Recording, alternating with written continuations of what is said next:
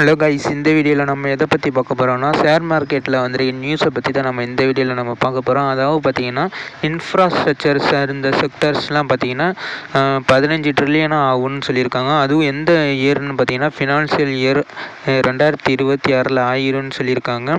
இதனால் எந்தெந்த செக்டர்னால் பெனிஃபிட் ஆகும்னு பார்த்திங்கன்னா டாட்டா மோட்டார்ஸு, டாட்டா பவர்ஸ், இந்த மாதிரி பவர் செக்டரு, அப்புறம் வந்துட்டு ஸ்டீலு, இந்த மாதிரி இன்ஃப்ராஸ்ட்ரக்சர் செக்டரில் இருக்கிற ஸ்டாக்ஸ்லாம் பார்த்திங்கன்னா நல்லா பர்ஃபார்மன்ஸ் பண்ணணும்னு சொல்லியிருக்காங்க.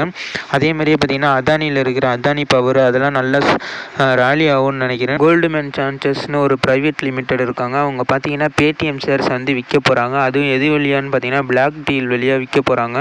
அதோட ஒர்த்து எவ்வளோன்னு பார்த்திங்கன்னா 183 crore இருக்குதுன்னு சொல்லியிருக்காங்க. அதுவும் எந்த ப்ரைஸில் விற்கிறாங்கன்னு பார்த்திங்கன்னா 415 விற்கிறாங்க. அதுவும் டிஸ்கவுண்ட் ப்ரைஸில் விற்றுக்கிட்டு இருக்காங்க. லாஸ்ட்டாக ட்ரேட் ஆகும்போது எவ்வளோ க்ளோஸ் ஆகிருக்குன்னு பார்த்திங்கன்னா 424 க்ளோஸ் ஆகிருக்கு. ஆர்பிஐ போட்ட ரூல்ஸ்னால இந்த ஐஐஎஃப்எல் ஃபினான்ஸ் வந்து ரொம்ப கிராஸ் ஆனிச்சில் அதோட இம்பேக்ட் பார்த்திங்கன்னா ஃபினான்ஷியல் இயர் Q1, அதாவது இந்த வருஷம் பார்த்திங்கன்னா Q1 வந்துட்டு ரிசல்ட்டில் வந்து பாதிக்குன்னு சொல்லியிருக்காங்க. அடுத்ததான் நம்ம பார்க்க போகிறது என்னன்னு பார்த்திங்கன்னா டிவிடெண்டு. அதாவது என்னென்ன ஸ்டாக்கில் வந்து தராங்கன்னு பார்த்திங்கன்னா எல்என்டி மைண்ட்ரி, டால்மியா பாரத், இந்த மாதிரி ஸ்டாக்லாம் பார்த்திங்கன்னா இன்றைக்கி டிவிடெண்டு, அதாவது பார்த்திங்கன்னா எக்ஸ் டிவிடெண்ட் டேட்டு. இன்றைக்கெலாம் வாங்குறவங்க நினச்சிங்கன்னா நீங்கள் அனலைஸ் பண்ணிவிட்டு நீங்கள் வாங்குங்க. எல்என்டி மைண்ட்ரி ஐடி ஸ்டாக் பார்த்தீங்கன்னா 45 ரூபா டிவிடெண்ட் தராங்க. அடுத்ததான் ஒரு ஐபிஓ வரப்போகுது. அதாவது பார்த்தீங்கன்னா டிவி டெவலப்மெண்ட் ஐபிஓன்னு இவங்க வந்துட்டு எவ்வளோ ரைஸ் பண்ணுறாங்கன்னு பார்த்தீங்கன்னா 125 கோடி வந்துட்டு ரைஸ் பண்ணுறாங்க ஐபிஓ வழியாக. இந்த ஐபிஓவில் நீங்கள் அப்ளை பண்ணுவீங்களாங்கிறத மறக்காமல் கமெண்ட்டில் சொல்லுங்கள்.